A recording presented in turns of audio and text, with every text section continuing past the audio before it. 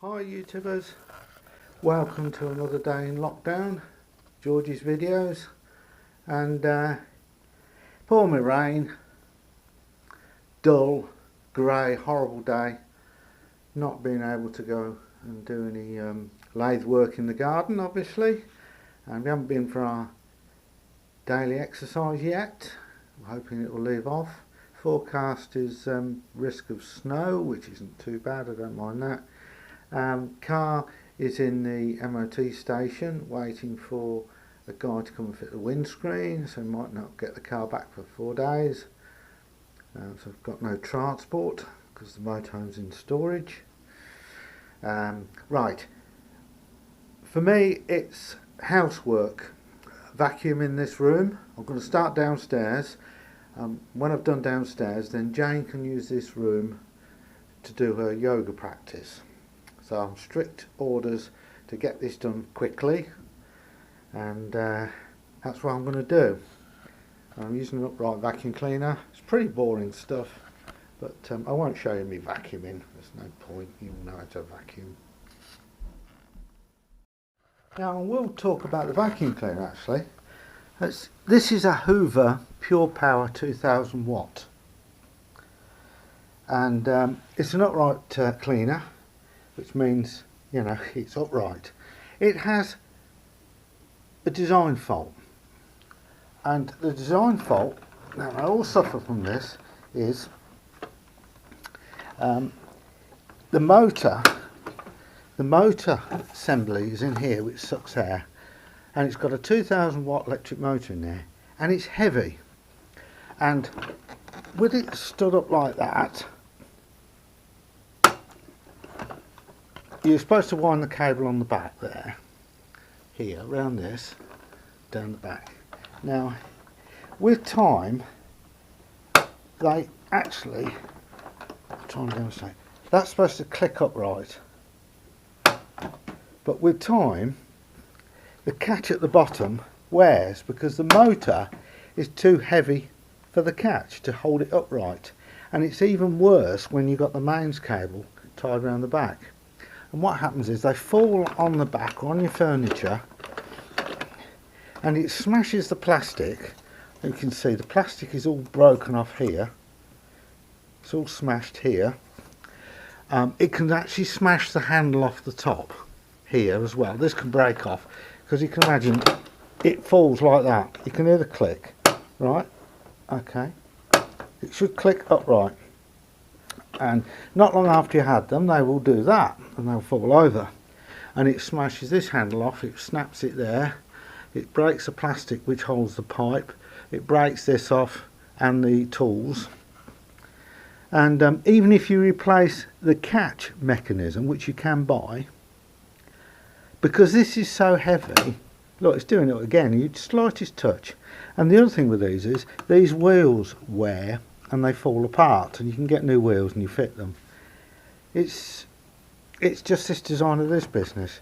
You can hear it click there, but if I let go of it, it'll go smashing down to the floor, smashes this off, hits your furniture. So I tend to do the vacuuming because it's like a death trap, this thing. You have to lean it against the wall. You know, there's the cable. The cables were on the carpet, and say when the cable's on the back, it's even worse. Look, it won't hold at all. And I think I've replaced the catch twice, but luckily it's fell down and not actually smashed this off here on ours. And you see them with sellotape round here and all sorts of things. If I just stand it there, no, it's not going to stand upright. There we go. So that's something to watch out, and it's mainly because the motor's too big for the casing and the catch. And it's a Hoover 2000 watt Pure Power Hoover. Well, I'm starting to work on the back room now, and there's another tip for you, and it's with houseplants. Now houseplants at some time will need to be repotted. So you go to the garden centre and you buy potting compound. And what I suggest you do with it, before you actually repot your plant is the potting compound you're going to use, run it in your microwave and put it in the microwave to sterilise the soil or potting compound you're going to use in your house for your plants. Because what can happen is if you just get it and repot your plant, you'll start getting these little black flies, and it's because there's eggs laid in the potting compound and they don't sterilise it properly at the garden centres. So you just get the amount you want, put it in a jug, put it in the microwave for a few minutes, and that'll kill off any eggs to do with flies in the potting compound you're buying. And you sometimes also get it with the same sort of flies if you've got like a rotten potato in your house or an onion or something, like onion flies. But I'm talking about potting compound when you need to repot your house plants. You don't put the plant in the microwave, just the potting compound for a few minutes, and then you repot your plant with it. It just kills off any fly larvae and eggs that are in the compost. Now then, another tip to do with cleaning more than anything, if you've got a carpet cleaner, a lot of them have a facility on them where it will heat the water or keep the water warm. Don't be tempted to use really hot water from your hot water tap in your carpet cleaner. It can have a habit of shrinking the carpets, and I know for experience that it does, because that's what's happened here. I don't know if you can see it, there's a gap, about 3/4 inch gap now. It's shrunk the carpet, which isn't good, and Jane wasn't too happy about it, you can imagine. And it's purely and simply, in the carpet cleaner machine I used, I put really hot water in it. Not boiling water, but hot water, and it was too hot for the carpet. So that's another little tip for you. I might as well carry on talking about this vacuum cleaner. Yeah, when it falls over and it breaks this plastic bit off here, you can see, I don't know if you can see, there's a crack. That is where the cable you wrap round to store the mains cable, and so you lose that facility unless you've got your brushes in, so you can wrap the cable around your brushes to the top bit there, this bit here, to put your cables. The other thing is static. When you lay it flat like that to go under your bed, it creates static from the pipes here rubbing on the carpet, and you get a dust build up on the machine itself, which isn't good.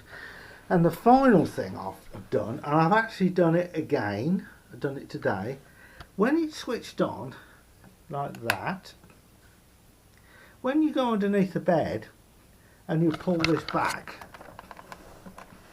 you know, like that, backwards falls under to do under the bed when it's laying flat like this, you catch this knob and it smashes the knob off the on-off switch, because it protrudes above the plastic. Can you see it there? So you can imagine you're going backwards and forwards underneath the bed, and then you forget and you go whang, and it smashes this knob off, and it's got a crack in it. So as Jane would say, this has been designed by a man. She always says this when it's got like a design fault.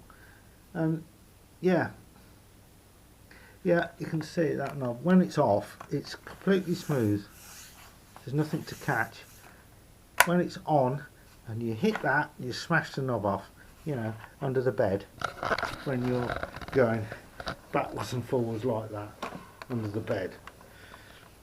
It's a crappy design. Now then, I thought I'd talk about some completely different things now. I've mentioned the car's in for its MOT, and when it's in the garage I tend to empty it of the bits and pieces, like money for parking and first aid kit and one thing or another. And I particularly emptied it this time because I didn't think I think it would fail on a lot of things for the MOT, and I thought we'd end up scrapping it. So I thought, well, if it's scrap, I'll leave it at the garage, and the scrapman collect it. But it's just the tyres and the windscreen, which isn't too bad.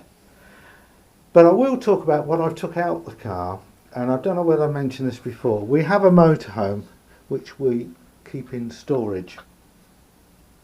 Now, when we're away in the motorhome, I park my car in the storage facility, and because we're not full van lifers, we go away for a maximum of like 2 months on the road in the motorhome, or we have been doing.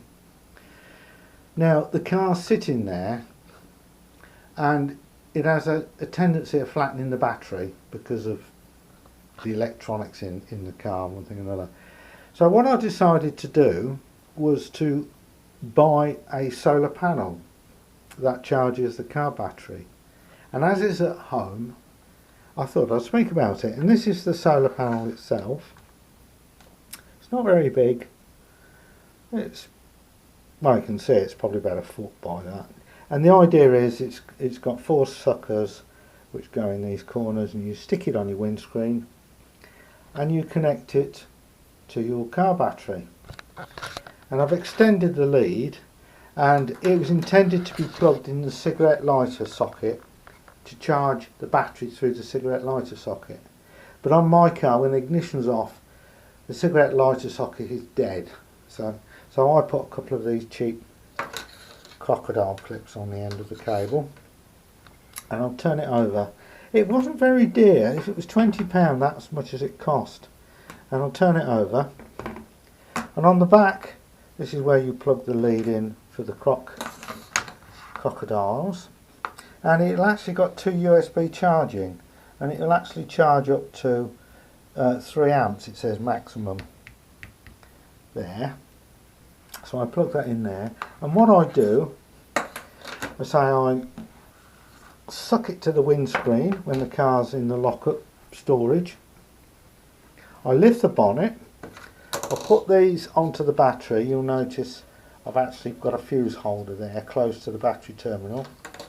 I run it through the passenger door, from the bonnet, through the bonnet, shut the bonnet, run it through the passenger door, into the passenger area of the car, plug it into the solar panel, and this is attached to the windscreen.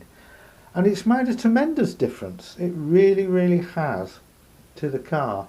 You know, you can leave it for months, and you can get in the summer, obviously, and you turn the key and it's away.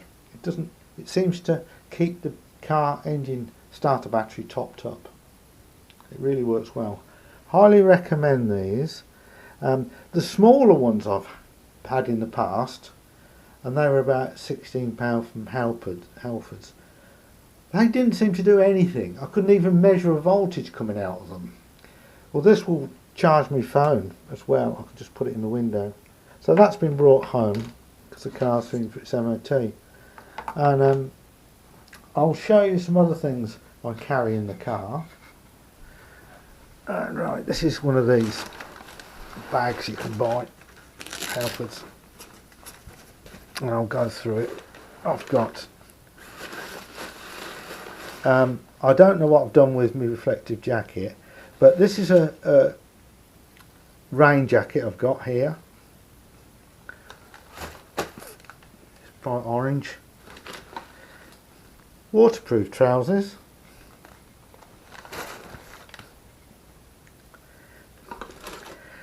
An inverter. Well, why am I carrying an inverter? Well, this is only a lower power one. I think it's 150 watts.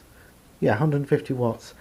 This is useful if I need to do any electrical work in the car, because this will work my soldering iron, and it'll work charging my shaver as well. And it's got a cigarette lighter plug on the end there, and I've got 2 leads as well, which I can connect to the battery, car battery. There's a tow rope.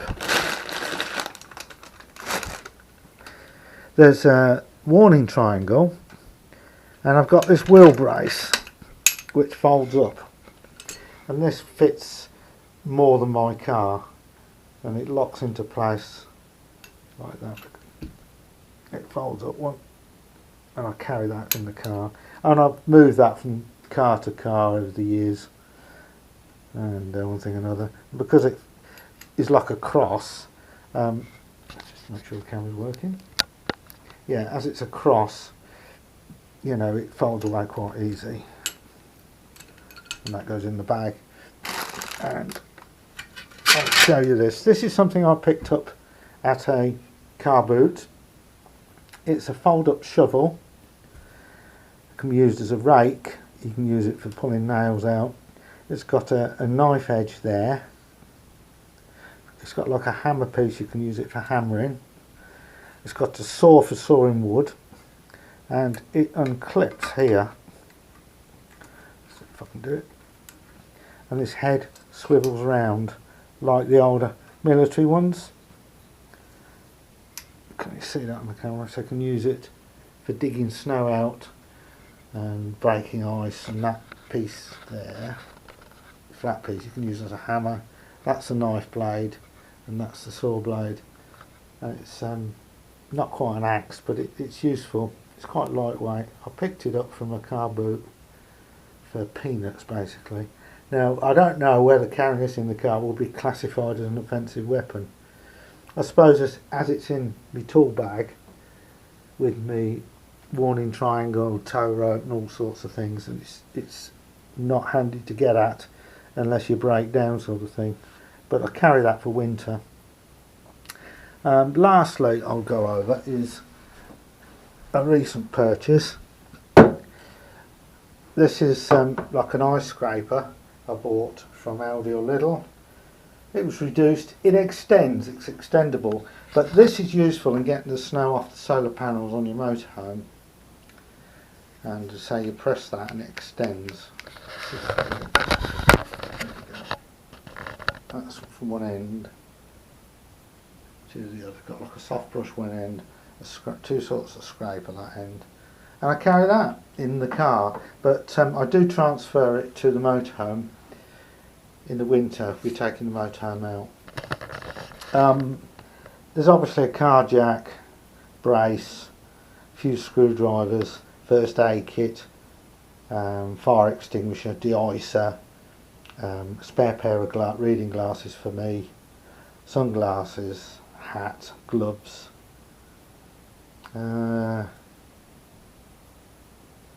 USB charger in the car, and a few other odds and ends, some spare bulbs, spare fuses, something to wipe the windows down. And I say I've sort of emptied the car because of the MOT. But I hope you enjoyed this video. It's a little bit different to my normal ones, but it gives you an idea of a sort of a day in the life of George, and also to do with some bits and pieces as well. So thanks for watching. Please subscribe and like.